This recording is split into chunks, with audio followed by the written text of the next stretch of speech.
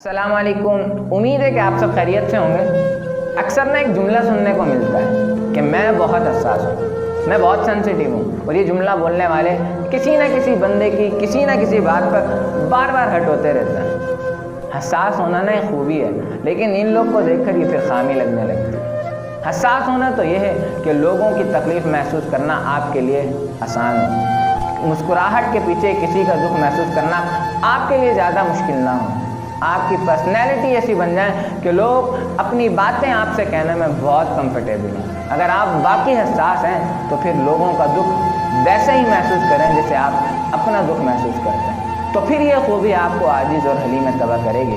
پھر آپ ہر وقت اپنا دکھ رونے کے بجائے دوسروں کے دکھوں کا مداوع کرنے والے بن جائیں گے، پھر آپ کہنے کے بجائے سننے والے بن جائیں گے۔ اگر آپ باقی حساس ہیں تو پھر سب کے لیے حساس بنیں، مگر نہ ہر وقت حساسیت کے نام پہ اپنا رونا نہ رونا۔